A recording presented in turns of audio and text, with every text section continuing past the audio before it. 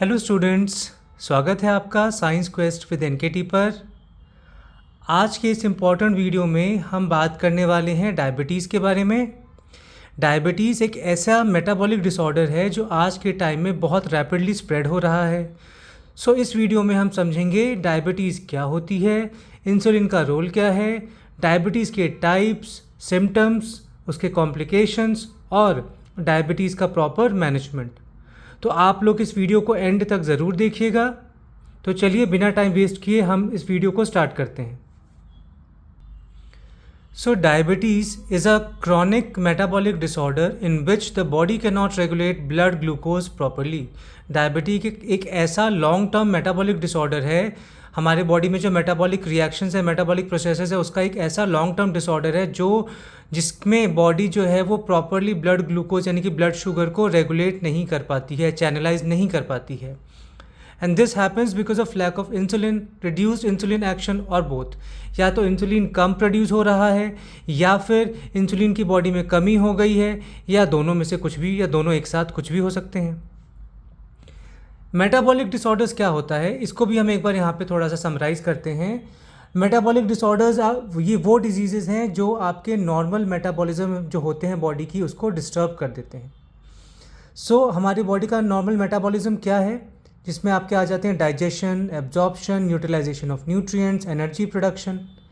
When there is a problem in enzymes, hormones और organs involved in these processes, metabolism gets affected leading to metabolic disorders. बच्चों, metabolic disorders वो condition है जिसमें हमारी body properly convert नहीं कर पाती है फूड को एनर्जी में। इसमें आपके क्या क्या कारण हो सकते हैं, एंजाइम डेफिशिएंसी हो सकता है, हार्मोनल इम्बैलेंसेस हो सकते हैं, जो यहाँ पे हम इंसुलिन डेफिशिएंसी से रिलेटेड डायबिटीज़ पढ़ने वाले हैं, कुछ जेनेटिक डिफेक्ट्स हो सकते हैं, या फिर कुछ ऑर्गन डिसफंक्शन भी हो सकता है, जैसे कि लिवर या पेनक्रियाज। पेनक्रियाज अगर डिसफंक्शनिंग करने लगा तो आपका इंसुलिन प्रोडक्शन रुक जाएगा, जिससे कि डायबिटिक कंडीशन जनरेट हो जाएगी।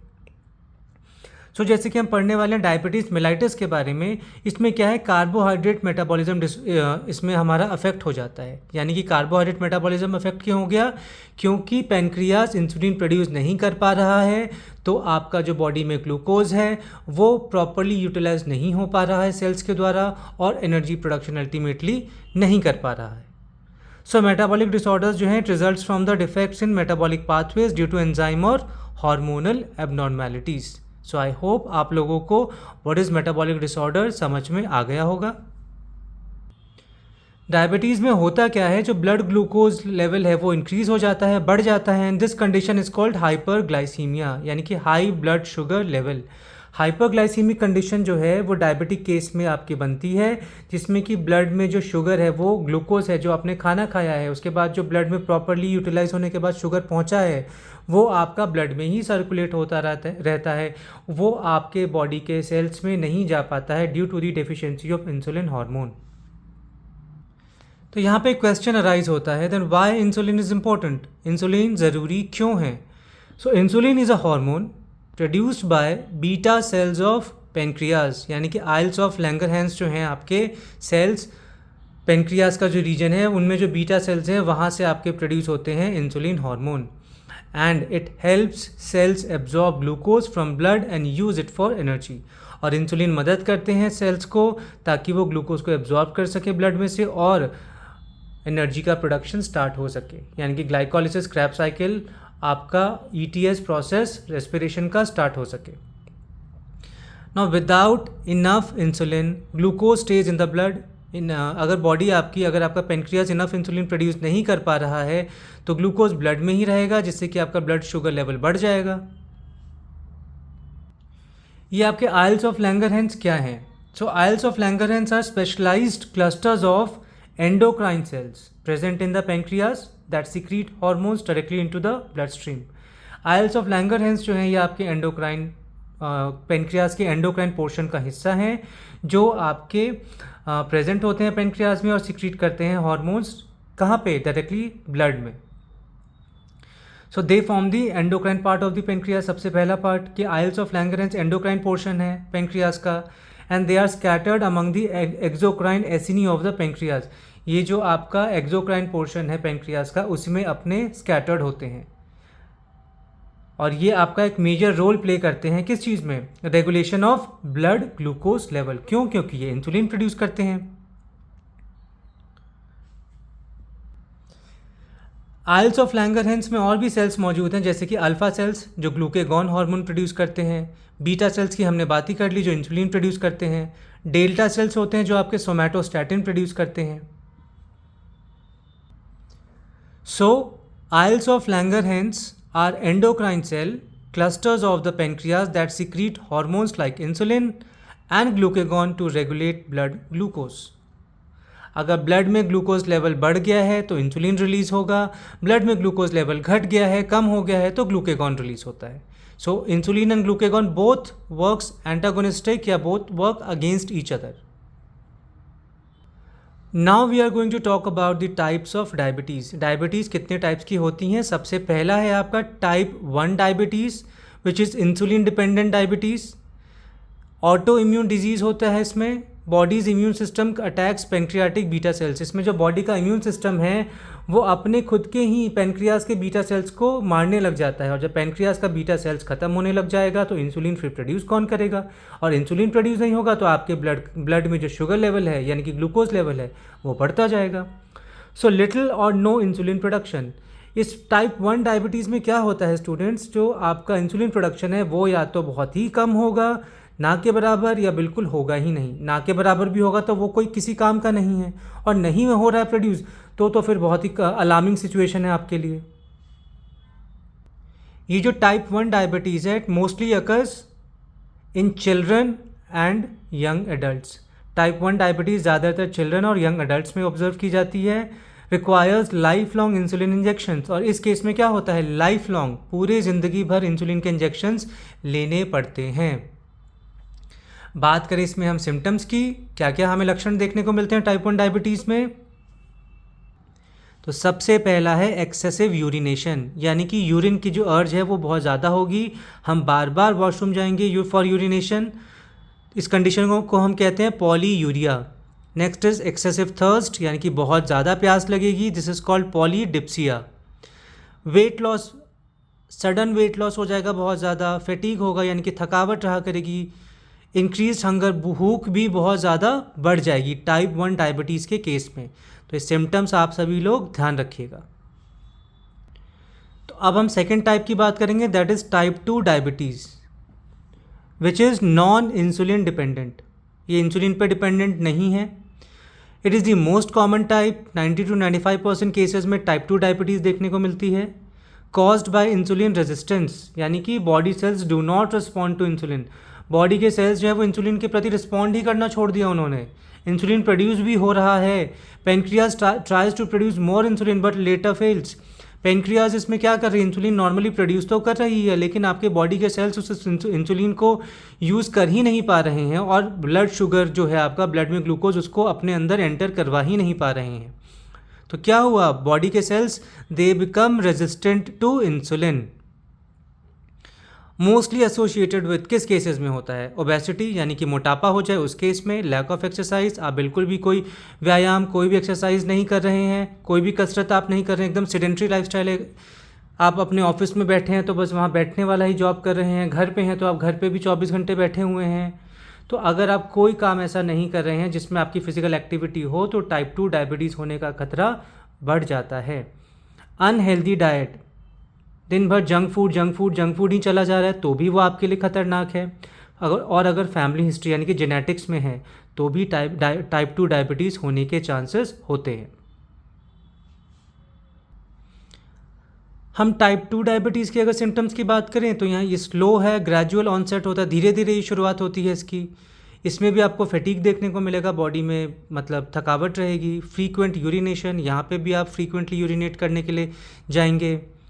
इंक्रीज थर्स्ट, प्यास इसमें भी बहुत ज़्यादा बढ़ जाएगी। डिलेड वुंड हीलिंग, जो जिनको टाइप 2 डायबिटीज़ होता है उनके अंदर जो चोट है, अगर कोई चोट लग जाए, कोई कट लग जाए बॉडी में तो वो बहुत देर लगती है उसको हीलिंग होने में, ठीक होने में। रिकरेंट इन्फेक्शंस, बहुत ही मतलब एक पीरियोडिकली कुछ टाइम के बाद बॉडी में कोई ना कोई इन्फेक्शन लगा ही रहेगा, या तो स्किन इन्फेक्शंस हो सकते हैं या फिर यूरिनरी ट्रैक्ट के इन्फेक्शंस हो सकते हैं। तो ये आपके जो सिम्टम्स हैं ये आपके ऑब्जर्व किए जाते हैं टाइप 2 डायबिटीज़ में। और टाइप 2 डायबिटीज़ मोस्टली किन किन किन चीज़ों से हो सकती है? मोटापा, lack of exercise, unhealthy diet and genetics भी होता है आपका। तो ये आप लोग ध्यान रखिएगा।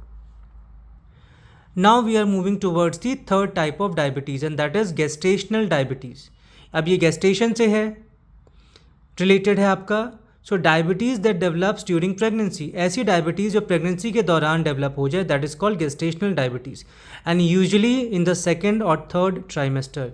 ये आपको सेकेंड या थर्ड ट्राइमेस्टर में देखने को मिलेगा। सेकेंड ट्राइमेस्टर मतलब आफ्टर 3 मंथ्स, या फिर थर्ड ट्राइमेस्टर मतलब आफ्टर 6 मंथ्स ही देखने को मिलता है। Hormonal changes during pregnancy, pregnancy के दौरान अगर कोई हार्मोनल चेंजेस हो जाए, यानी कि placenta hormones cause insulin resistance, अगर प्लेसेंटल हार्मोन्स जो हैं आपके वही इंसुलिन रेजिस्टेंस आपके बॉडी में कॉज कर सकते हैं। तो जो प्लेसेंटल हार्मोन्स हैं जैसे कि आपके human placental lactogen HPL, also called human chorionic somatomammotropin, और इसमें जो मेन आपके हार्मोन्स हैं रिस्पॉन्सिबल वो हैं आपके प्रोजेस्टेरॉन, एस्ट्रोजन, कॉर्टिसोल। कॉर्टिसोल जो है इंक्रीज़ हो जाता है किसके दौरान? प्रेगनेंसी के दौरान। सो जो आपका ये ह्यूमन प्लेसेंटल लैक्टोजन है along with progesterone, estrogen and cortisol increases insulin resistance during pregnancy, and this insulin resistance ensures more glucose availability for the developing fetus and excessive effect may lead to gestational diabetes mellitus। अगर mother की body में insulin resistance बढ़ गया है तो mother के blood में glucose ज़्यादा सर्कुलेट होगा, जिससे वो आपके अल्टीमेटली फीटस के पास भी पहुंचेगा, और इससे क्या हो सकता है? फीटस को गेस्टेशनल डायबिटीज़ मेलाइटस भी हो सकता है। तो आई होप आप लोग इस बात को समझ गए होंगे। Usually it resolves after delivery, delivery के बाद ये ठीक हो जाता है, but increases risk of mother developing type 2 diabetes later, लेकिन मदर के अंदर टाइप 2 डायबिटीज़ होने का खतरा बाद में बढ़ भी सकता है।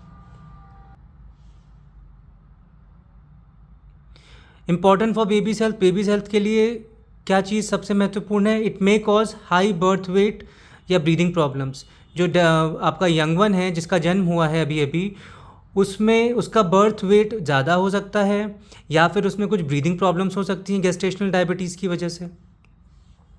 तो आई होप आप लोग को ये आज एक नया टाइप ऑफ डायबिटीज़ भी पढ़ने को मिला होगा। बहुत से लोगों को इसकी जानकारी नहीं होगी, तो ये भी आजकल बहुत कॉमनली ऑब्जर्व किया जाता है। अब हम चलते हैं फोर्थ टाइप के तरफ। इसमें कुछ अदर फॉर्म्स हमें देखने को मिलते हैं, जैसे कि MODY, maturity onset diabetes of young. ये आपका जेनेटिक हो सकता है, इसके बारे में अभी हम डिस्कस करेंगे। तो ये जो आपका मॉडी है, यानी कि maturity onset diabetes of young, it is a rare inherited यानी कि जेनेटिक फॉर्म है डायबिटीज़ का, which is caused by the mutation in a single gene. अगर सिंगल जीन में ही म्यूटेशन हो जाए तो ये जेनेटिकली पेरेंट से ऑफस्प्रिंग में पास ऑन हो जाता है, which leads to impaired insulin secretion, और इसमें आपका इंसुलिन सिक्रीशन इम्पेयर्ड हो जाता है, यानी कि डिस्टर्ब्ड हो जाता है। ये आपका एक ऑटोजोमल डोमिनेंट इनहेरिटेंस का पैटर्न है। It occurs at a young age, usually before 25 years, and due to defect in pancreatic beta cell function. और ये किस वजह से हो सकता है? जो आपके पेंक्रियाटिक बीटा सेल्स हैं वो अगर आपके नॉन फंक्शनल हो जाए। इट इज़ एंड जो आपका ये मॉडी है, it is not associated with obesity और इंसुलिन रेजिस्टेंस। इसका ओबेसिटी, मोटापा या इंसुलिन रेजिस्टेंस से कुछ भी लेना देना नहीं है। Patients usually do not require insulin initially. Patients को स्टार्टिंग में इवन इंसुलिन की ज़रूरत भी नहीं होती है। तो आप लोग इसमें ध्यान रखिए, मॉडी जो है it is a genetically inherited diabetes caused by a single gene mutation leading to early onset impaired insulin secretion। और अगर मैं यहाँ पे आपको एक समराइज़ करने के लिए बता दूँ, एक बस आप ऐसा सुन लीजिए, जो जीन्स इन्वॉल्व है जिसमें म्यूटेशन हो जाता है, तो वो हो गया आपका HNF1A। आप इसके बारे में डिटेल में सर्च कर सकते हैं। दूसरा जीन है आपका HNF4A, और तीसरा है आपका GCK, ग्लूकोकाइनेज। तो ये आपके थे टाइप्स ऑफ डायबिटीज़। 4 टाइप्स देखे हमने इसमें, टाइप 1, टाइप 2, गेस्टेशनल डायबिटीज़, और कुछ अदर फॉर्म्स देखा हमने। अब हम देखेंगे कॉजेज़ या risk factors of diabetes. Diabetes के कारण क्या है, या डायबिटीज़ से हमें क्या क्या रिस्क देखने को मिल सकता है। अगर टाइप 1 की बात करें, टाइप 1 डायबिटीज़ की, तो ऑटोइम्यून डिस्ट्रक्शन होता है इसमें बीटा सेल्स का। जो बीटा सेल्स हैं, आइल्स ऑफ लैंगरहैंस पेनक्रियास के जो बीटा सेल्स हैं, वो उनको हमारे बॉडी के जो WBCs हैं वही खुद ब खुद ख़त्म करने लग जाते हैं। ये हमारा ऑटोइम्यून में आता है। जेनेटिक फैक्टर्स भी इसमें इन्वॉल्व होते हैं, या फिर वायरल इन्फेक्शंस की वजह से, जो कि रेयर होता है बहुत ही। कुछ वायरल इन्फेक्शंस भी ऐसे होते हैं जिसमें आपका टाइप 1 डायबिटीज़ होने का खतरा होता है। तो जो वायरल इन्फेक्शंस हैं, they can trigger type 1 diabetes by initiating an auto immune response that destroys pancreatic beta cells. वो एक ऐसा ऑटो इम्यून रिस्पॉन्स कॉज करेंगे वायरस आपके, जो कि खुद ब खुद बॉडी के जो सेल्स हैं आपके, वो बीटा सेल्स को डिस्ट्रॉय करने लग जाएंगे। जो इम्यून सिस्टम में रिलेटेड सेल्स हैं हमारे WBCs, वो खुद ब खुद बीटा सेल्स ऑफ पेनक्रियास को डिस्ट्रॉय करने लग जाएंगे। अब एक्चुअली होता क्या है इसमें वायरस के द्वारा कुछ मॉलिक्यूलर मिमिक्री की जाती है, जैसे कि some viral proteins resemble beta cells proteins. कुछ वायरस के प्रोटीन्स ऐसे होते हैं जो बीटा सेल्स के प्रोटीन्स को रिजेंबल करते हैं। तो immune system mistakenly attacks beta cells. Immune system को लगता है ये तो आपके बीटा सेल्स भी वायरस ही हैं, तो उसको ये आपके किल करने लग जाते हैं। So auto immune destruction body में स्टार्ट हो जाता है, and continuous immune attack leads to progressive destruction of beta cells. इससे होता क्या है, इंसुलिन डेफिशिएंसी हो जाएगी। अगर बीटा सेल्स नहीं होंगे तो आपके इंसुलिन का सिक्रीशन कम हो जाएगा, और ultimately development of type 1 diabetes आपकी बॉडी में हो जाएगा। जो वायरस ऐसा करते हैं उनके एग्जाम्पल्स मैं आपको बता देता हूँ, जैसे कि रुबेला वायरस हो गया, मम्प्स वायरस हो गए, एंटेरो वायरस हो गए। सो बच्चों, वायरल इन्फेक्शन में trigger auto immune destruction of pancreatic beta cells through molecular mimicry. इसको आप ध्यान रखिएगा, which leads to type 1 diabetes. बात की जाए अगर टाइप 2 की, तो टाइप 2 डायबिटीज़ के कॉजेज़ हैं ओबेसिटी यानी कि मोटापा, सेडेंट्री लाइफस्टाइल यानी कि हम मोस्ट ऑफ द टाइम एक ही जगह पे बैठे हैं, बेड पे ही हैं, या फिर काउच पे ही बैठे हुए हैं, या ऑफिस में कहीं एक जगह ही हम चेयर पे बैठे हुए हैं। हाई फैट डाइट अगर हम ले रहे हैं, ऐसा खाना, ऐसा भोजन जिसमें फ़ैट का कंटेंट ज़्यादा हो as compare to carbohydrate, proteins and other nutrients. Family history यानी कि जेनेटिकली भी हो सकता है। एज अबव 40 अबव एज वालों को टाइप 2 होने के चांसेस होते हैं। PCOS इन विमेन में अगर PCOS का खतरा हो, PCOS का, इसको अभी हम डिस्कस करेंगे। अगर हाई ब्लड प्रेशर है कंसिस्टेंटली तो भी आपके टाइप 2 डायबिटीज़ होगा। हाई कोलेस्ट्रॉल की वजह से भी टाइप 2 डायबिटीज़ हो सकता है, और स्ट्रेस की वजह से भी। स्ट्रेस तो आप सभी जानते हैं, मोस्ट ऑफ द जितने भी आजकल लाइफस्टाइल डिसऑर्डर्स हो रहे हैं हमें, चाहे वो हाइपरटेंशन हो या फिर हार्ट अटैक हो या कुछ भी हो ऐसा, कार्डियक अरेस्ट, तो उसका स्ट्रेस तो एक सबसे बड़ा इंपॉर्टेंट रीज़न है। अब PCOS क्या होता है बच्चों, इसको हम थोड़ा सा यहाँ पे समराइज़ करते हैं।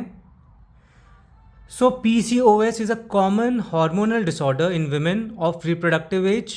जो रिप्रोडक्टिव एज में विमेन होती हैं उनमें ये कॉमन हार्मोनल डिसऑर्डर होता है, which is characterised by hormonal imbalance. इसमें विमेन का हार्मोनल इम्बैलेंस हो जाएगा, इर्रेगुलर ओव्यूलेशन होगा, and multiple cyst in the ovaries, और ओवरीज में मल्टीपल सिस्ट का फॉर्मेशन भी हो जाता है।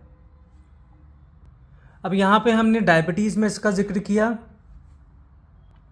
तो ये डायबिटीज़ के साथ कैसे लिंक्ड है, why PCOS is link to diabetes. So insulin resistance इसकी वजह से होता है, जिससे कि आपका इंक्रीज्ड इंसुलिन लेवल हो जाता है।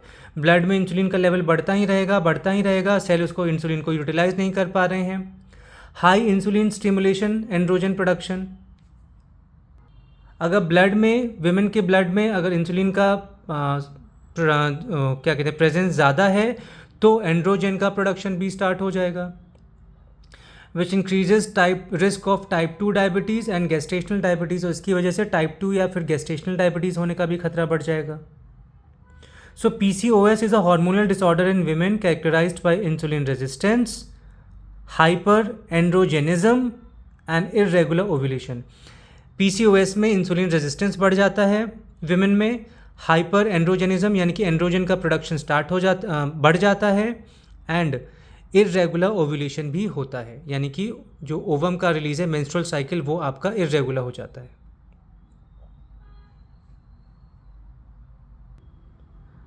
अब हम देखते हैं बच्चों सिम्टम्स ऑफ डायबिटीज़। डायबिटीज़ में हमें क्या क्या सिम्टम्स मेनली देखने को मिलते हैं, कुछ इसमें से हमने पहले देखा हुआ है अभी।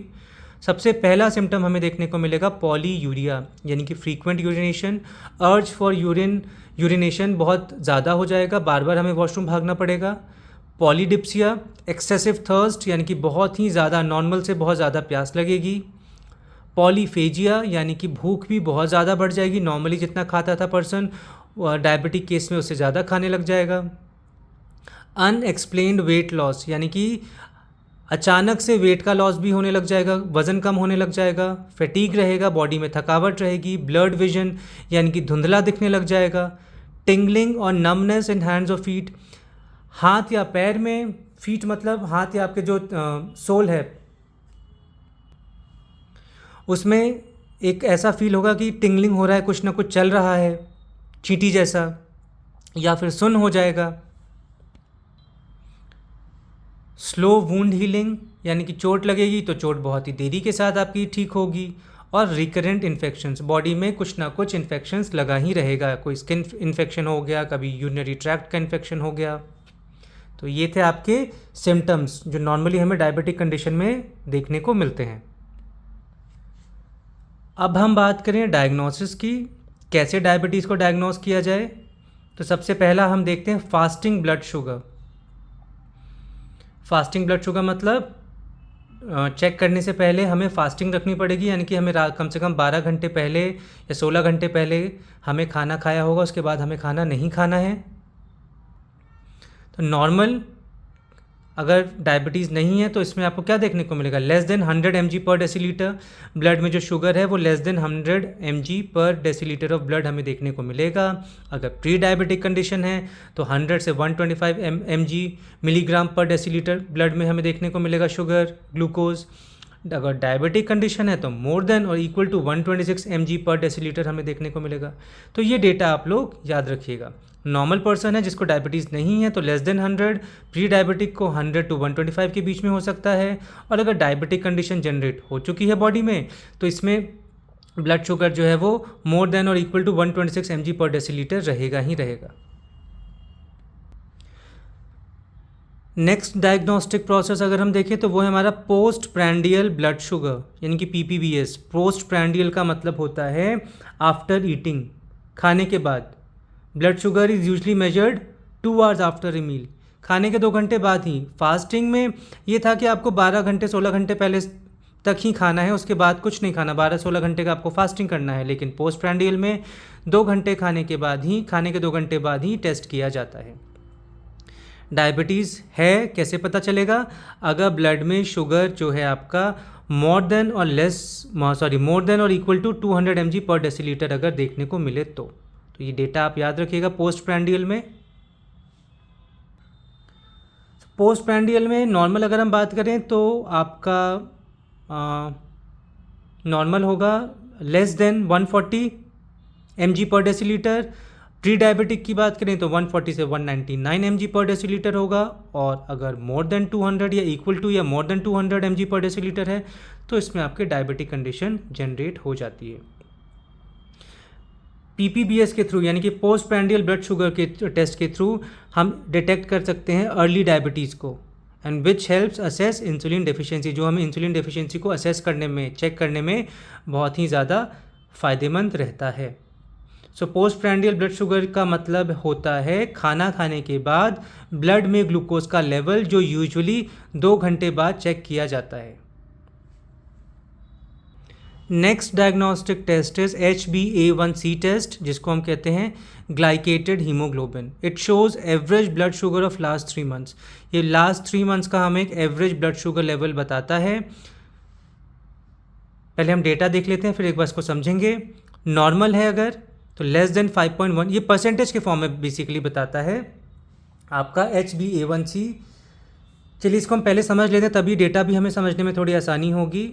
HbA1c जो है आपका बच्चों, इसका मतलब है हीमोग्लोबिन A1c, यानी कि इसको हम कहते हैं ग्लाइकोसाइलेटेड या फिर glycated haemoglobin.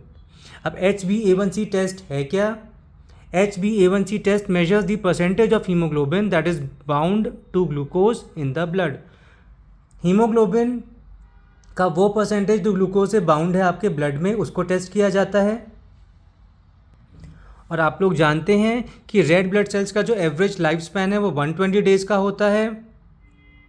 So this test reflects the average blood glucose level of the last 2 to 3 months. तो ये पिछले 2 से 3 महीने का हमें ब्लड ग्लूकोज लेवल को दर्शाने का काम करता है। ये इंपॉर्टेंट क्यों है? क्योंकि it shows long term blood sugar control. ये लॉन्ग टर्म हमें दिखाने में हेल्प करता है and it is not affected by daily food intake and it is use for diagnosis and monitoring of diabetes. तो ये हमें डायबिटीज़ को डायग्नोस करने में और मॉनिटर करने में बहुत ही ज़्यादा फ़ायदेमंद होता है। अब हम बात करते हैं इसमें इस टेस्ट का, अगर नॉर्मल है अगर टेस्ट तो लेस देन 5.7% देखने को हमें मिलेगा ब्लड शुगर। अगर प्री डायबिटिक कंडीशन है तो 5.7 to 6.4% देखने को मिलेगा। और अगर डायबिटिक कंडीशन जनरेट हो चुकी है बॉडी में तो मोर देन और इक्वल टू 6.5% हमें HbA1c टेस्ट में देखने को मिलेगा। सो HbA1c टेस्ट बताता है कि पिछले 2-3 महीने में ब्लड शुगर का एवरेज लेवल क्या रहा है, क्योंकि ग्लूकोज हीमोग्लोबिन के साथ परमानेंटली अटैच हो जाता है। तो आप लोग इसको ध्यान रखिएगा। नेक्स्ट आ गया हमारा oral glucose tolerance test OGTT which is used in pregnancy, यानी कि गेस्टेशनल डायबिटीज़ को टेस्ट करने के लिए oral glucose tolerance test use किया जाता है। स्टूडेंट्स, अब हम देखने वाले हैं कॉम्प्लिकेशंस ऑफ डायबिटीज़। डायबिटीज़ से क्या क्या परेशानियां हमें देखने को मिलेंगी बॉडी में।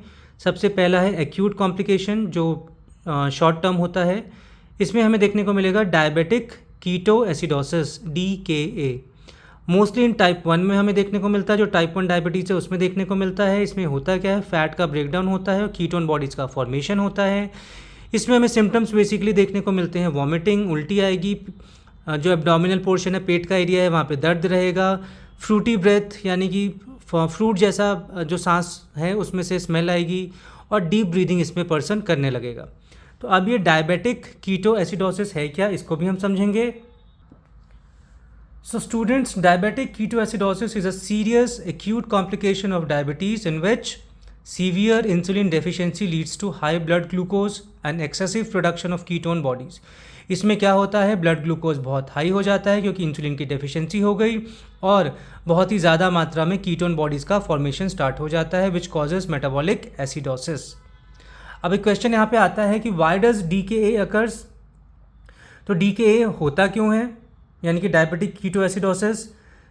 सीवियर लैक ऑफ इंसुलिन, अगर इंसुलिन की कमी हो जाए जैसे कि टाइप 1 डायबिटीज़ में देखने को मिलता है, glucose can not enter cells, तो सेल यहाँ पे भूख से मरने लग जाएंगे।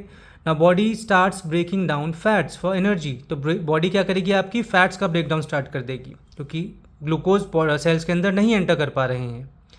Now fat breakdown produces ketone bodies, जैसे कि आपके एसीटोन हो गए, एसिटोएसीटेट हो गए, या फिर ये दो आप नाम याद रखिए, एसिटोएसीटेट और acetone. Now this ketone accumulates and blood becomes acidic. Ketone जब एक्यूमुलेट होना शुरू हो जाएंगे ब्लड में तो ब्लड आपका कैसा हो जाएगा, एसिडिक हो जाएगा, which results in dehydration, electrolyte imbalance and coma. Even coma जैसी कंडीशन भी जनरेट हो सकती है अगर इसको ट्रीट टाइमली ना किया जाए तो इसमें हमें कॉमन ट्रिगर्स क्या देखने को मिलेंगे डायबिटिक कीटो एसिडोसिस में। मिस्ड इंसुलिन डोज, अगर इंसुलिन का डोज मिस कर दिया है, कोई इन्फेक्शन हो गया है, स्ट्रेस या सर्जरी हुई है। और आपका ये DKA इतना डेंजरस भी क्यों है, क्योंकि इट कॉजेज सीवियर डिहाइड्रेशन। इसमें बहुत ही ज़्यादा बॉडी में डिहाइड्रेशन हो जाता है बहुत अधिक मात्रा में, which leads to metabolic acidosis and can be life threatening without immediate treatment. और ये जानलेवा भी हो सकता है अगर इसका इमीडिएट ट्रीटमेंट ना किया जाए तो। So diabetic keto acidosis is an acute complication of diabetes which is caused by the insulin deficiency, जो इंसुलिन की डेफिशिएंसी से होता है, and results in hyperglycaemia, ketosis and metabolic acidosis. So I hope अब आप लोगों को what is diabetic keto acidosis ये समझ में आ गया होगा। बच्चों, एक्यूट कॉम्प्लिकेशन में ही हमारा नेक्स्ट आता है and that is hyper osmolar hyperglycaemic state HHS। इसमें क्या होता है, सीवियर डिहाइड्रेशन होता है which is observed in type 2 diabetes and very high sugar levels. इसमें ब्लड में शुगर लेवल्स बहुत ही ज़्यादा बढ़ जाता है। तो जस्ट लाइक डायबिटिक कीटोएसिडोसिस, इसको भी हम थोड़ा सा समराइज करते हैं कि हाइपर ऑस्मोलर हाइपरग्लाइसीमिक स्टेट क्या है। सो hyper osmolar hyperglycaemic state is a serious acute complication of diabetes which is characterized by extremely high blood glucose level। Same diabetic ketoacidosis में भी था, सीवियर हाइड्रेशन होगा एंड इंक्रीज्ड प्लाज्मा ऑस्मोलैरिटी, इसमें plasma की osmolarity भी बढ़ जाएगी without significant ketoacidosis. ये होता किस में है? टाइप 2 डायबिटीज़ में होता है। ब्लड ग्लूकोज लेवल बहुत हाई हो जाता है, ऑफन मोर देन 600 mg पर डेसीलीटर हो जाता है। कीटोन बॉडीज़ इसमें एब्सेंट होती हैं या मिनिमल हो जाती हैं। ब्लड का पीएच जो है वो यूजली इसमें नॉर्मल रहता है। यहाँ पे डी के एक की तरह एसिडोसिस यानी कि एसिडिक नहीं होता है। And it develop slowly over days to week, और ये कुछ दिन से कुछ हफ्ते में धीरे धीरे करके आपका डेवलप होता है। ये होता क्यों है बॉडी में? रिलेटिव इंसुलिन डेफिशिएंसी की वजह से। अगर बॉडी में इंसुलिन की डेफिशिएंसी हो जाए, इंसुलिन जो है वो रोक दे आपका फैट का ब्रेकडाउन, तो कीटोसिस भी नहीं होगा। Now very high blood glucose causes osmotic diuresis. अगर आपके ब्लड में ग्लूकोज का लेवल बहुत ज़्यादा हो जाए तो ऑस्मोटिक डायूरेसिस भी स्टार्ट हो जाएगा। एक्सेसिव वाटर लॉस होगा। डायूरेसिस का मतलब आप जानते हैं, एक्सेसिव वाटर लॉस यहाँ पे स्टार्ट हो जाएगा, जिससे कि बॉडी में सीवियर डिहाइड्रेशन आपको देखने को मिलेगा। And increased blood osmolarity, Altered consciousness, ये आपके कॉन्शियसनेस को भी डिस्टर्ब कर सकती है। आप एक टाइम के बाद बेहोश भी हो सकते हैं। तो इसमें जो आपको मेजर सिम्टम्स देखने को मिलता है एचएचएस में, एक्सट्रीम थर्स्ट, बहुत ज़्यादा प्यास लगेगी, फ्रीक्वेंट यूरिनेशन होगा, ड्राई स्किन एंड माउथ हो जाएगा, फीवर हो सकता है, कन्फ्यूजन हो सकता है क्योंकि कॉन्शियसनेस आपका कम हो गया, और ड्राउजीनेस, और अल्टीमेटली कोमा की कंडीशन भी जनरेट हो सकती है। सो आई होप स्टूडेंट्स आप एक्यूट कॉम्प्लिकेशंस को समझ गए होंगे। अब हम चलेंगे क्रॉनिक कॉम्प्लिकेशंस की तरफ। तो क्रॉनिक कॉम्प्लिकेशंस में हम देखने वाले हैं it is due to the damage of blood vessels, nerves and organs. अगर आपके ब्लड वेसल्स, नर्व्स या ऑर्गन्स में डैमेज हो जाते हैं तो क्रॉनिक कॉम्प्लिकेशंस यानी कि लॉन्ग टर्म कॉम्प्लिकेशंस हमें ड्यू टू द डायबिटीज़ देखने को मिलेगा। सबसे पहला है डायबिटिक रेटिनोपैथी, यानी कि आई डैमेज हो जाएगी, आई का जो रेटिना है वो डैमेज हो जाएगा, जिससे कि ब्लाइंडनेस वाली कंडीशन यानी कि अंधापन जनरेट हो सकता है। Next is diabetic nephropathy. अगर नेफ्रॉन्स ख़राब हो गए तो किडनी फेलियर हो जाएगा। तो इसमें हम बेसिकली क्या देखने को मिल रहा है हमें कि हमारी बॉडी के ब्लड वेसल्स, नर्व या ऑर्गन्स ही अफेक्ट हो जा रही हैं, और ये धीरे धीरे होता है, एक साथ अचानक से नहीं होता है। धीरे धीरे आइज़ में ब्लाइंडनेस स्टार्ट होगा, धीरे धीरे किडनी फेलियर स्टार्ट होगा।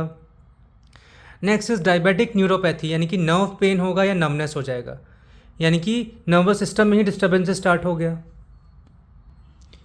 नेक्स्ट एथीरोस्क्लेरोसिस, यानी कि हार्ट अटैक की कंडीशन आ जाएगी, हार्ट स्ट्रोक हो सकता है, फूट अल्सर्स, गैंग्रीन, और लास्ट में एम्पुटेशन हमें करना पड़ेगा। अब ये गैंग्रीन क्या है, इसको हम थोड़ा सा ब्रीफली समझ लेते हैं।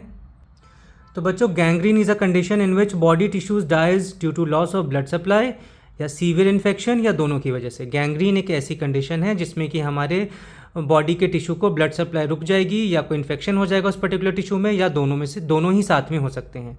अब ये गैंग्रीन क्यों होता है? Due to reduced blood flow, nerve damage हो गया या कोई इन्फेक्शन हो गया, या कॉमन होता है ये आपका कॉमनली, हम डायबिटीज़ पढ़ रहे हैं तो कॉमनली ये डायबिटीज़ में ही देखने को मिलता है, स्पेशली फीट में होता है। इसमें आपको सिम्टम्स क्या क्या देखने को मिल सकते हैं गैंग्रीन में? स्किन टर्न्स ब्लैक, ब्लूइश और ग्रीनिश, या फिर सीवियर पेन और नम्बनेस होगा, सुन्न हो जाएगा एरिया, स्वेलिंग हो सकती है, लॉस ऑफ सेंसेशन हो जाएगा उस पर्टिकुलर पार्ट में। So gangrene is the death of body tissue due to the lack of blood supply और इन्फेक्शन। और लास्ट में होता है एम्पुटेशन। एम्पुटेशन क्या है?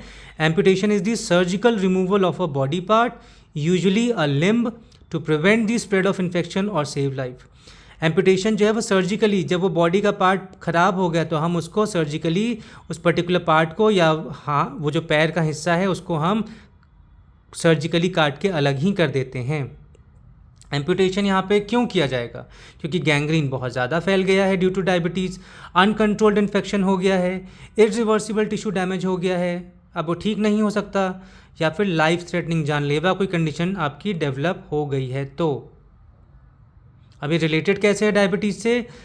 डायबिटीज़ में क्या हो गया? पुअर ब्लड फ्लो हो गया तो नर्व डैमेज हो गया, कोई छोटा सा चोट लग गया तो वो आपका ठीक नहीं हो पा रहा है, तो इससे क्या होगा, इन्फेक्शन स्प्रेड होगा, गैंग्रीन हो जाएगा और लास्ट में एम्पुटेशन वाली कंडीशन जनरेट हो जाएगी। So amputation is the surgical removal of a diseased और dead body part to prevent further complications. और गैंग्रीन जब किसी बॉडी पार्ट में ब्लड सप्लाई बंद हो जाती है और टिश्यू मर जाता है तो उससे गैंग्रीन कहा जाता है। और एम्पुटेशन जब इन्फेक्शन या गैंग्रीन ज़्यादा फैल जाता है तो उस बॉडी पार्ट को सर्जिकली रिमूव करना पड़ता है, जिसे एम्पुटेशन कहते हैं। सो आई होप आपको यहाँ गैंग्रीन और एम्पुटेशन भी अच्छे से समझ में आ गया होगा। नेक्स्ट है हमारा skin infections and the last is sexual problems, यानी कि मेल्स में इरेक्टाइल डिसफंक्शनिंग हो सकता है। बच्चों अब हम बात करते हैं डायबिटीज़ के मैनेजमेंट और उसके ट्रीटमेंट की। तो सबसे पहला हम देखेंगे लाइफस्टाइल मॉडिफिकेशंस हम क्या क्या कर सकते हैं अपने आममर्रा की जो ज़िंदगी है, हमारी दिनचर्या है, उसमें हम क्या क्या चेंजेस ला सकते हैं। तो सबसे पहला हम जो चेंज कर सकते हैं वो है हमारा रेगुलर एक्सरसाइज। हम रेगुलरली एक्सरसाइज करें, फिजिकल एक्टिविटीज़ करें 30 से 45 मिनट कम से कम। वेट लॉस करें अपना एज और हाइट के हिसाब से, जो हमारा वेट प्रिस्क्राइब्ड है हमें उतने ही वेट के आसपास रहना चाहिए। ज़्यादा मोटापा या ज़्यादा पतलापन भी ठीक नहीं है। लो शुगर और लो फैट बैलेंस डाइट हमें कंज्यूम करना चाहिए, ऐसा खाना जिसमें शुगर की अमाउंट कम हो, फैट कम हो। Avoid junk food, sugary drinks, जितने भी आपके जंक फूड्स हैं और शुगरी ड्रिंक्स हैं उन सबको हमें अवॉइड करना चाहिए, खाने से बचना चाहिए। हाई फाइबर फूड्स को हमें प्रेफर करना चाहिए, जैसे कि वेजिटेबल्स या फिर आपके होल ग्रेन्स होते हैं। स्मोकिंग को तुरंत क्विट कर दें और अल्कोहल अगर आप पीते हैं तो अल्कोहल का रिडक्शन भी ग्रेजुअली कर देना चाहिए।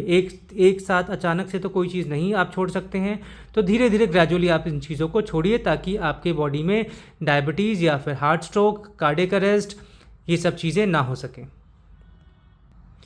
आफ्टर लाइफस्टाइल मॉडिफिकेशंस अगर हम बात करें मेडिकेशंस की, तो सबसे पहला हम देखेंगे टाइप 1 डायबिटीज़ में हमें इंसुलिन के इंजेक्शंस लेने पड़ेंगे। टाइप 2 में अगर हम बात करें तो कुछ ओरल ड्रग्स हैं, जैसे कि मेटफॉर्मिन, सबसे पहला यही है आपका first line. Sulfonylureas, DPP4 inhibitors,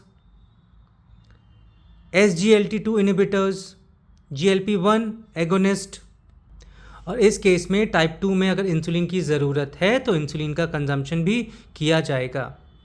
तो हमने यहाँ पे जो ये ओरल ड्रग्स पढ़े हैं जो हमें ओरली लेने पड़ते हैं, ये ओरल ड्रग्स हैं, they are the medicine taken by mouth that help control blood glucose levels mainly in type 2 diabetes. इनके बेनिफिट्स क्या हैं? ईजी टू टेक है, नॉन इन्वेसिव है, मतलब इनके लिए कोई पेन तो होगा नहीं। इफेक्टिव होते हैं टाइप 2 डायबिटीज़ में, इम्प्रूव करते हैं इंसुलिन के आपके एक्शन को, रिड्यूस कर देते हैं ग्लूकोज प्रोडक्शन को, यानी कि जो आपका डिक्रीज ग्लूकोज फॉर्मेशन होगा लिवर में ग्लूकोज के फॉर्मेशन को रोक देंगे।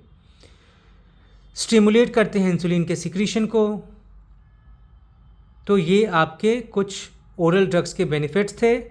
तो जो आपके ये ओरल एंटी डायबिटिक ड्रग्स हैं, इनका फ़ायदा है कि ये आपके इंजेक्शन्स के बिना ब्लड शुगर को कंट्रोल करते हैं। इनको आपको इंजेक्शन के बिना लेना पड़ता है और इंसुलिन का इफ़ेक्ट इम्प्रूव करते हैं और लॉन्ग टर्म डायबिटीज़ मैनेजमेंट में हेल्पफुल होते हैं आपके ये। नेक्स्ट हम बात करें इनके मैनेजमेंट एंड ट्रीटमेंट में मॉनिटरिंग की। तो डेली ब्लड शुगर चेक होना चाहिए। अगर हमें आशंका है कि कोई पर्सन डायबिटिक है या होने वाला है या दोनों में से कोई भी केस है, तो हमें डेली ब्लड शुगर चेक करना चाहिए। HbA1c एवरी 3 मंथ्स में हमें करवाना चाहिए। आई एग्जामिनेशन भी ईयरली होना चाहिए। किडनी टेस्ट भी ईयरली होना चाहिए, सो दैट ये पता लग सके कि आइज़ में कोई डिफेक्ट तो नहीं है और अगर है तो किस वजह से हो रहा है। फूड चेकअप भी होना चाहिए ताकि फूड में नमनेस या फिर गैंग्रीन जैसी कंडीशन तो जनरेट नहीं हो रही है। रोकथाम डायबिटीज़ की हम कैसे कर सकते हैं? तो सबसे पहला, मेंटेन हेल्दी वेट को मेंटेन करें अपने एज और अपने हाइट के अकॉर्डिंग। एक्सरसाइज रेगुलर करें, बैलेंस डाइट खाएं, स्ट्रेस से दूर रहें। कोई भी स्ट्रेसफुल सिचुएशन है उसको अच्छे से डील करें, ज़्यादा स्ट्रेस ना लें। Get regular health checkups, regular time interval पे हेल्थ चेकअप करवाएं। And avoid smoking and excessive alcohol. Smoking और एल्कोहल तो बहुत सारी बीमारियों के मेन कॉजेज़ हैं, तो इनसे भी आप बचें। सो स्टूडेंट्स, एक बार हम अपने इस टॉपिक को डायबिटीज़ को समराइज़ कर लेते हैं। डायबिटीज़ मतलब high blood sugar, that is hyperglycaemia. Main types हमने देखे type 1, type 2 gestational. Key hormone जो इसमें इन्वॉल्व है that is insulin. Major risk factor जो है टाइप 2 डायबिटीज़ का वो है आपका ओबेसिटी यानी कि मोटापा। डायग्नोसिस हम कर सकते हैं FBS के थ्रू, PPBS के थ्रू या फिर HbA1c टेस्ट के थ्रू। कॉम्प्लिकेशंस हमें क्या क्या देखने को मिलते हैं डायबिटिक कंडीशन में? Eyes, kidneys, nerve, heart, food, इन सब पार्ट्स में कुछ ना कुछ डैमेज हो सकता है। और लास्ट में प्रिवेंशन की बात करें तो हेल्दी लाइफस्टाइल हम फॉलो करें और रेगुलर हेल्थ चेकअप्स को हम फॉलो करें।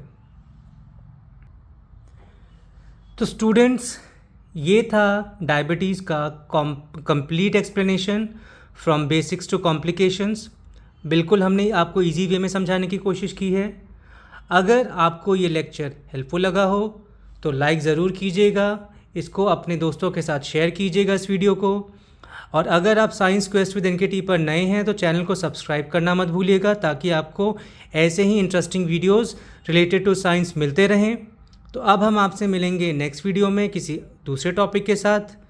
Till then keep learning, keep questioning and stay healthy. Thank you so much.